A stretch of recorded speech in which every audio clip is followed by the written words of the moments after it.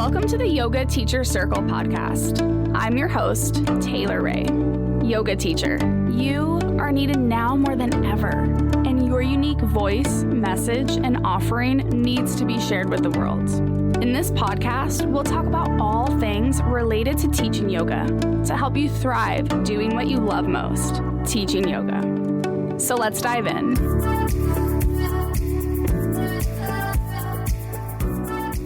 Today's topic and conversation is self-care and preventing yoga teacher burnout. This is a huge conversation. This is a huge topic here.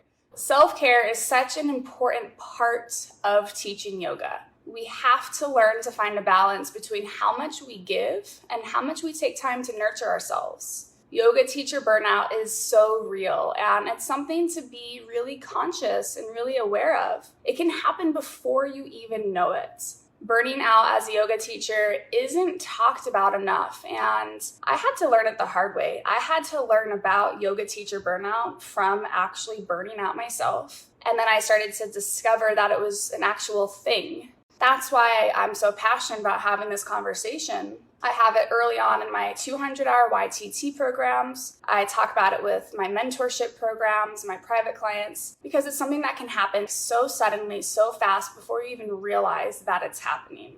I'll share a little bit about my story. I've burned out as a yoga teacher numerous times. I've been teaching now full-time about 7 years. And within the first year of teaching, that's when, you might be familiar, but that's when I was teaching about 18 to 22 classes per week just to make enough money, and it still wasn't enough. But I quickly burned out and realized if I don't change something around, I can't do this. This is not going to work. So it took time to start to build something beyond teaching 20, 22 group classes a week. But I had to transition, and teaching that much, I was driving around the Phoenix Valley. I was eating in my car in between classes. I was teaching sometimes 4 classes a day, and it was exhausting. It was so exhausting. So that was the introduction for me about what burnout could look like. And then I slowly started to kind of fade away from that. I felt a little bit better for a while in my routine. I definitely have gone through different fluctuations of feeling like my schedule is really balanced versus burning out and vice versa. The other time that I burned out is probably the biggest one, and that was just about 2 years ago. As I started to teach my very first 200-hour yoga teacher training program, I was still teaching about 9 or 10 group classes a week, including private clients. I didn't change anything in my schedule once I started to lead my 200-hour program. So I was teaching a ton, I was leading a 200-hour YTT, and it lasted about 3.5 months. And at that point, at the end, I was exhausted. I barely had any breaks, and I realized that I added a whole new thing into my schedule, and I should have let something go to create space for that, and instead I just added something on top of it. My body started shutting down physically, mentally, emotionally. It led to getting injured really easily, which led to this whole thing. I'm not going to go into detail, but this whole thing, and then I got frozen shoulder. It forced me to completely stop teaching. I had to actually take months off at a time and stay home and rest and recover. So I had to learn the hard way. And now it's something that I still have to work on and still focus on. That's just a little bit about why I am so passionate about this topic and conversation, is because it's affected me personally, and I see it affect other teachers as well. Think about this for your own self. Have you experienced yoga teacher burnout? And I will talk about what that looks like here in a minute as well. It's so easy to say yes to every teaching opportunity. It's so, especially as a new teacher, and it's easy to take on too much, which could leave you feeling drained, exhausted, uninspired. And everyone has a really different threshold for the amount that is considered too much. So over time, especially as a new teacher, we have to learn about what works for you and then fluctuating with that and honoring that. So honoring that is the key. As teachers, we are giving our energy to others. We are holding space for people to dig deep, to expand, to grow, and to heal themselves. And as incredible as this can also be really draining and exhausting. It takes a lot of our energy. So understanding that we need to protect our own energetic bubble as we give is the key to protecting ourselves, protecting our energy. So we have a full cup to show up and serve. It's important that you take time for your own practice. So you're filling yourself up, you're growing, and you're practicing what you preach. You're practicing what you're actually going out and teaching. It's important to stay consistent with your own practice by going to other teachers' classes or having your own home practice. It's important to be led as a teacher and not to only be the teacher. It's so important to always remain a student as well. I want to talk about some different ways to protect your own energetic bubble. And these are tools that I use personally. These are tools that I teach teachers in training and working with mentorship clients. Just a few simple ways to protect your energetic bubble is to ground yourself before and after you teach. We know how important this is, but this is extremely important. So this can be as simple as setting an intention for yourself while sitting in the car before walking into class, doing some type of breath work or pranayama technique before walking in, or meditating before you teach. This helps to set your own energetic boundaries before interacting with your students. And I remember when I was teaching a lot, say I was teaching the 4 classes a day, and I would rush in between one class to get to the next studio to teach that class. And I didn't really have the time in between to do a proper grounding and centering. So I remember going to the bathroom, peeing before class and sitting on the toilet and just closing my eyes and actually doing some breath work and meditation there, and then walk into class and teach. And it was all I needed. It would help me ground. It would help me center before going in. Another important piece is to always be aware of what is going on around you. So the minute you start to feel that someone is pulling on your energy, observe the situation. Recognize that an energy vampire is someone who pulls out your energy and invades your personal space and time. And they talk at you instead of with you. I have had many encounters with this experience with students, and I had to learn over time how to set my boundaries, my energetic boundaries with students, because when you think about it, as a yoga teacher, we come in, we're this light for people. We are this light that shows up in a lot of our students' lives. They might not be feeling good. They come to class and they might project onto us that the teacher is who makes them feel better, and not necessarily the practice itself. And a lot of people do that. A lot of students put the teacher on a platform. Like, this teacher, oh my gosh, they make me feel so much better. And they get a little bit attached. So I used to have some students that after class, before class, they really wanted me and my attention. They really wanted to be around me, to feel my energy, and they would talk to me and tell me all their problems and what they're going through. I had to quickly learn after that experience. I would always leave that conversation with certain people completely drained, completely exhausted. I started to see, they want my energy, it makes them feel better, but they're taking it, and I'm actually letting them. So I was actually allowing them to take it. I like to help people. I like to listen and talk to people and see others. And then I realized that I was giving my energy away without also conserving it for myself and only giving what was proper. It's really important. And some signs with that is, like I said, it's a student that might be talking at you instead of this two-way conversation, this giving and receiving. So when students just want what you're giving and they're not returning anything back, that's something that can be really draining. So just recognizing, and I call them energy vampires, right? So if you're listening live with me, have you had an experience like that with someone that has been really interested in taking your energy and then you leave feeling exhausted? So that's something to be really conscious of, really aware of. Another thing to look at is, and to use with practice for protecting your energetic bubble, is to reconnect back to your breath. We know how important breath is.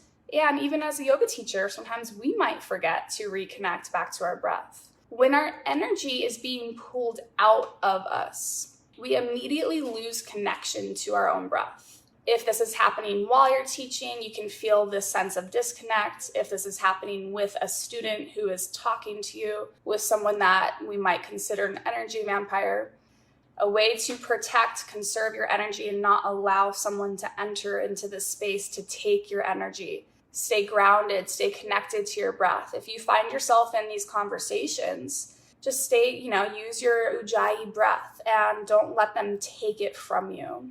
We know breath is what brings us right back to the here and now.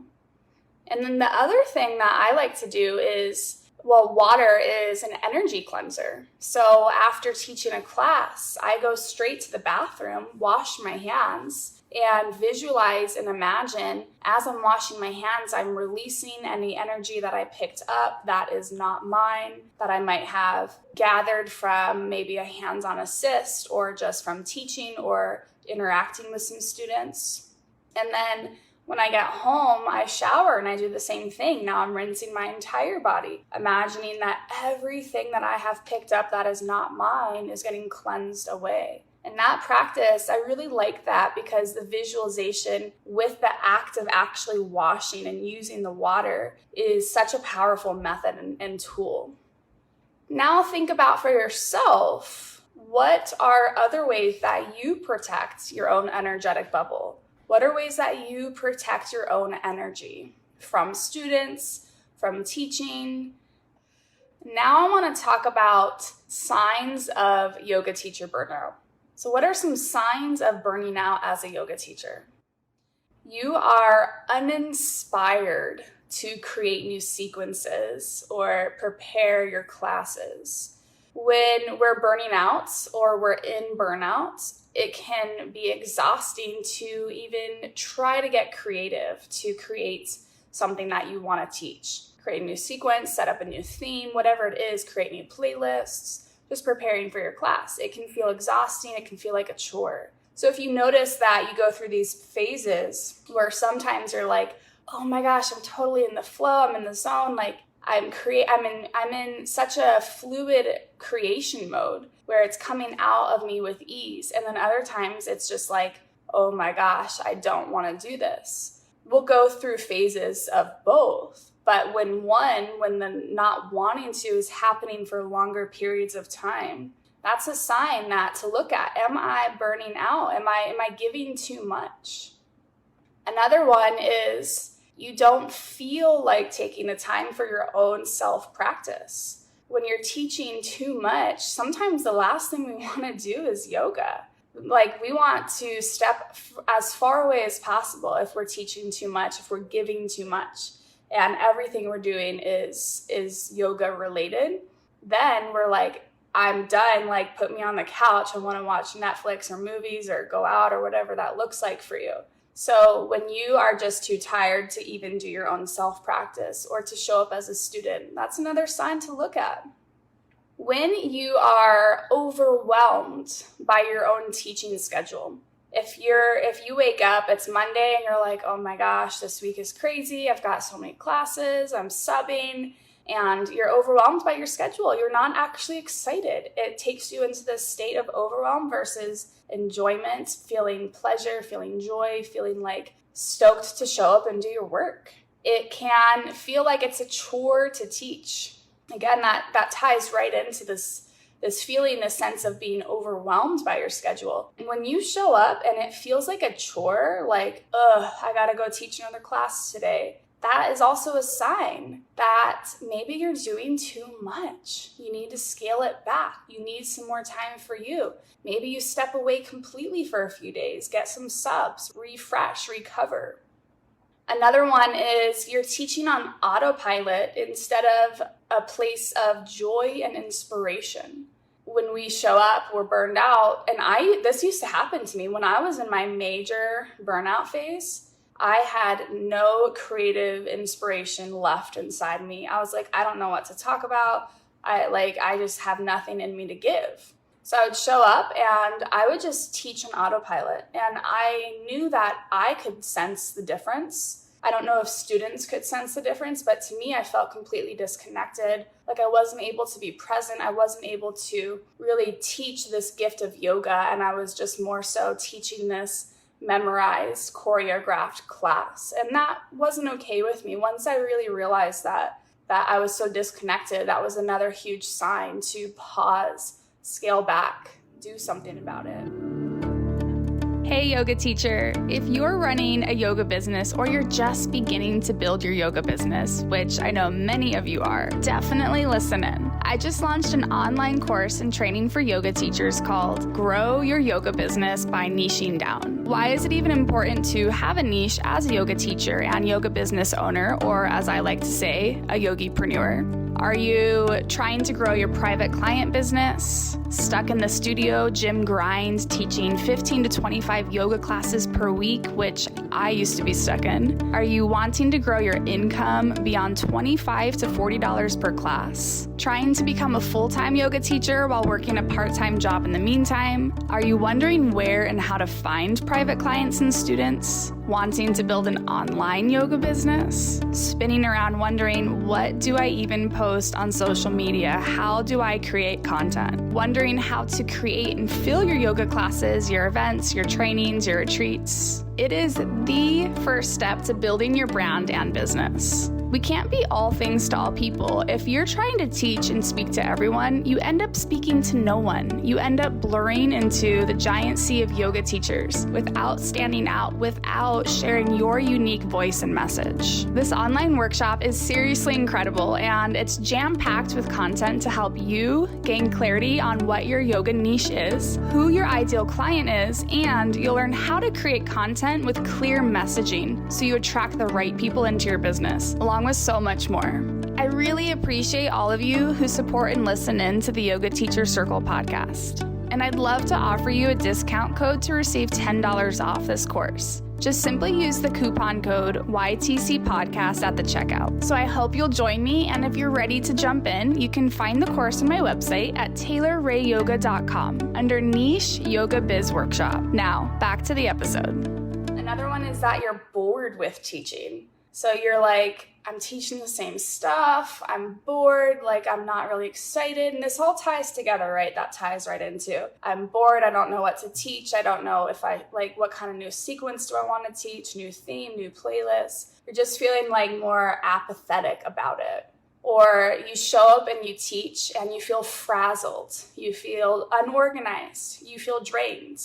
So there are times in our life for sure where we do still have to show up. We might be going through something that is challenging in our personal lives. We might be going through something that is draining our energy outside of our classes. And yeah, sure, we can't just always give up a class every single time something's happening. So there's this balance of, at some points, we have to compartmentalize and put our stuff to the side. We show up, we serve, we give. At other times, we have to look at, well, is this happening for 6 months now? Has this been happening for a year now? Have I been in overwhelm for months and months at a time where I'm only crashing? I'm not actually like coming up and out of it. So there's just this balance of looking at your own self. And like I said earlier, we all have a different threshold with how much is too much. We all have a different sweet spot with how many classes a week we like to teach. Private clients, group classes, workshops, trainings, however that looks for you and shows up in how you teach. So another one is your self-doubt is high and you believe that you aren't doing good enough. You feel that you are not a good teacher. You're in your head. You are criticizing everything you did in that class. You leave feeling like, man, that was not good. And again, that will happen. You're going to have classes like that. But when it happens for a consistent period of time, that's when we need to look at it. That's when we need to say, okay, am I doing too much? Because when you're depleted and you're drained, that is when you're easier to drop into this space of not feeling good enough. Okay. And then the last one is you feel fatigued and maybe even depressed. So you're showing up again, you're just kind of in this apathetic space. You feel a little bit low. You've been feeling low for months. You have nothing to give. You are done. And when you feel like I am just done, you gotta take a break. You have to take a break. And now I want to talk about different tips for self-care and preventing or recovering from yoga teacher burnout. So different tips for self-care and preventing or recovering from yoga teacher burnout. Get enough sleep. Get enough sleep. This is huge. We need sleep. We know that, and at times this doesn't happen. So we need to make sure we are rested. And then, of course, eating well, nourishing yourself, putting high vibrational foods in your body, putting things into your body that you know personally help you to thrive and not feel drained. Setting time for your own self-practice, whether that looks like your own home practice that is guided by you, or you're a student and you show up to classes. It's important to be a student. It is so important to be a student, to show up to other classes, and to just be led. When we're teaching a lot, sometimes you just gotta stop teaching, stop thinking, and just be led. Okay, so this is a big one, is to revise your schedule seasonally if needed. So it's important to look at when, maybe quarterly even. You look at, or every summer, every winter, every new year, whatever that looks like for you, you show up and you look at, how is my schedule? What do I like within my schedule? What don't I like within my schedule?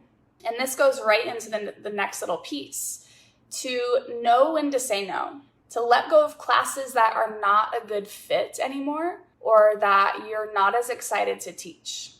Again, especially as newer teachers, we say yes to almost anything and everything, which is important as a new teacher. Get out, get experience, just to gain what you need to start to teach more and more what you do like. But at some point, if you're teaching all these classes that aren't aligned or you're not excited about, you're going to burn out over time. This is my example. And when I used to teach, there were classes where I personally learned over time, I like to teach morning and noon classes, and not too early. So I don't like to teach way early. I'm not a 6 to 7 a.m.er. I like to teach the 9, the 10 a.m. or the noon. And I used to think could I only teach that? Is that too picky? I used to teach night classes. I used to teach super early. I taught them all. And I realized that I thrived the most with my 9, 10, and 12s. Anything before or after that, I honestly hated.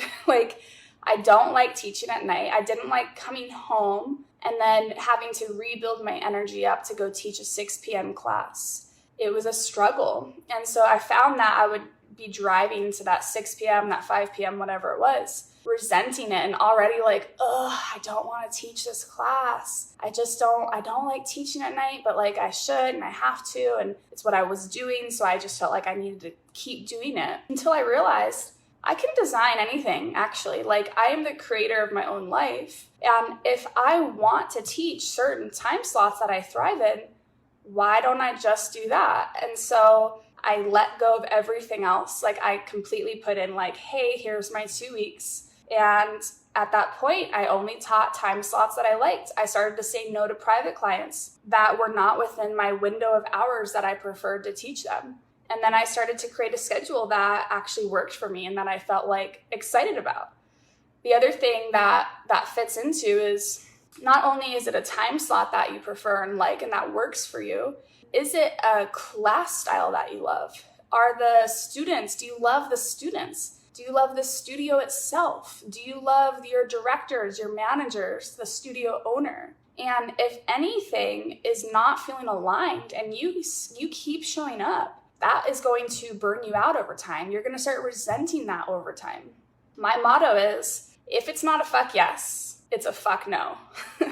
And it took me time to follow that and to actually honor that. So anytime there's a new opportunity that presents itself to me, I ask myself, well, is it a fuck yes? Am I really stoked about this? And if it's not a fuck yes, then it's an obvious no.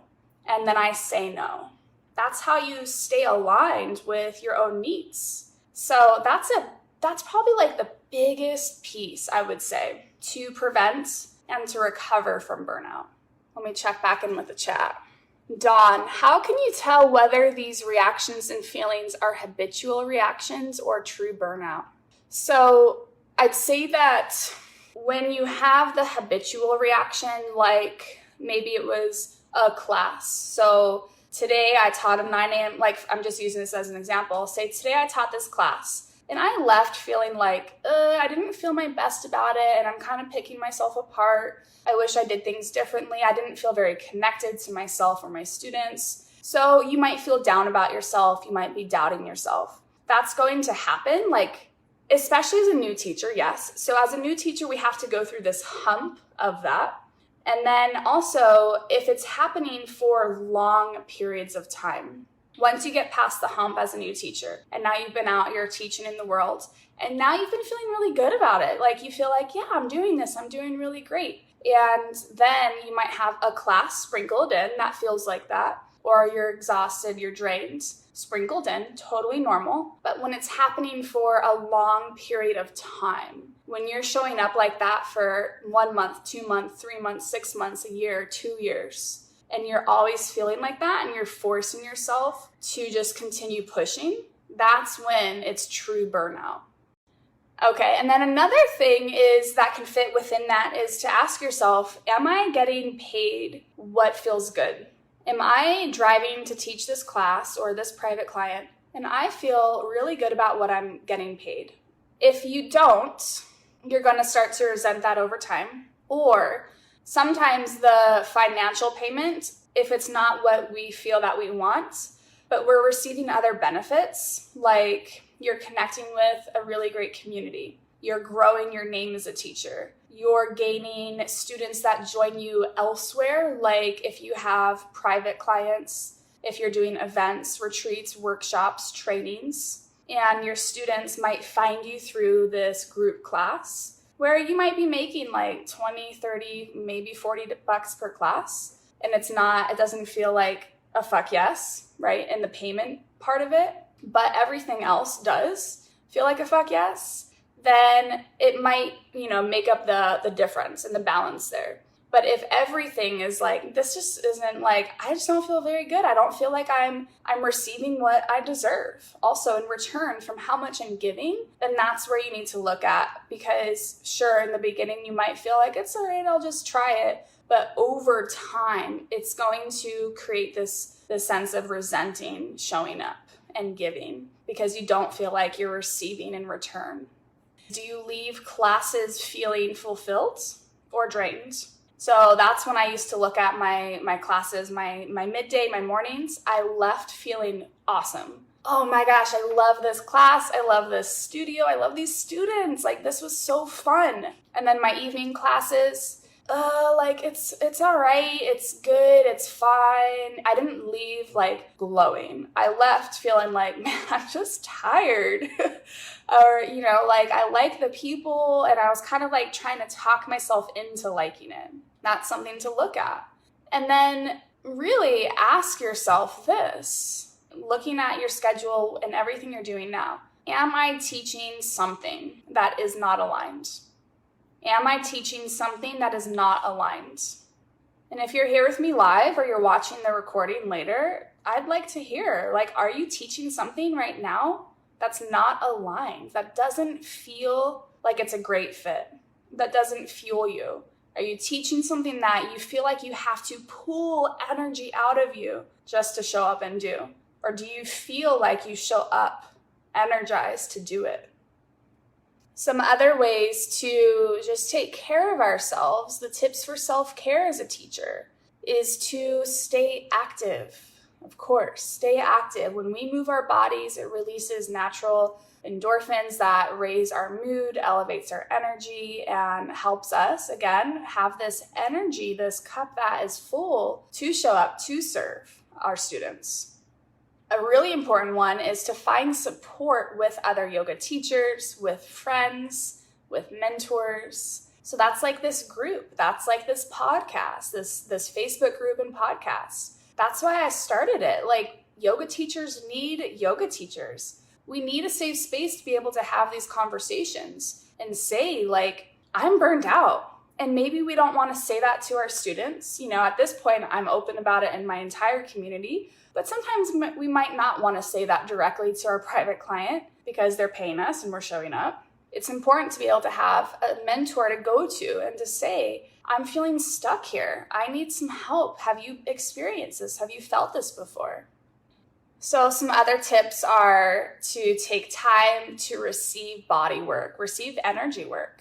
Some massage, acupuncture, Reiki, chiropractor, whatever that looks like for you. Take time to receive energy work and body work. Fuel your physical body, your energetic body in other ways that aren't only yoga. That's not only yoga or meditation.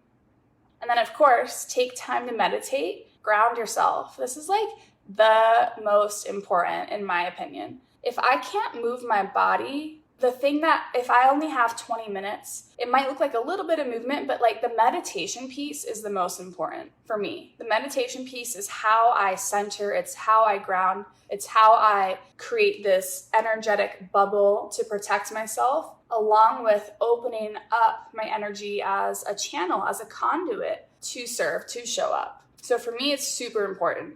And then let go of what you cannot control. This is big. We all like control.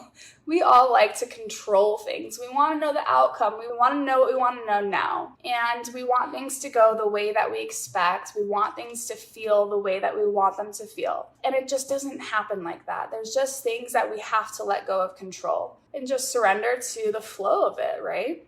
The most important one as well is to schedule at least one full day per week off. No yoga, don't teach, don't practice. Take an entire day that doesn't actually have anything to do with yoga. This used to be really hard for me. Like, I felt like I needed yoga something every single day, whether it was my own practice, whether it was teaching. And that's when I realized I need to like step away. I need to completely like have one moment, one day each week that's not related to anything that I do for work or yoga. And when I started doing that, the next day, the next week after that, I felt so much more refreshed. I felt so much more excited to show up, to go to a class, to teach, because I missed it. One day, it's not a long time, but like, of course, we love it and we'll miss it, and then we'll show up more excited to do that thing. So think about this as well for your own self. What are other ways that you like to practice self-care? Not only just in your personal life, but specifically related to teaching yoga. So take care of yourselves. This is so important. Take care of yourselves so you can show up and serve your students in your community. Thank you so much for listening in today. I'd love to stay connected with you in between episodes. You can find me on Instagram at Taylor_Ray Yoga and join the free private Yoga Teacher Circle Facebook group, which is full of some pretty awesome and badass yoga teachers.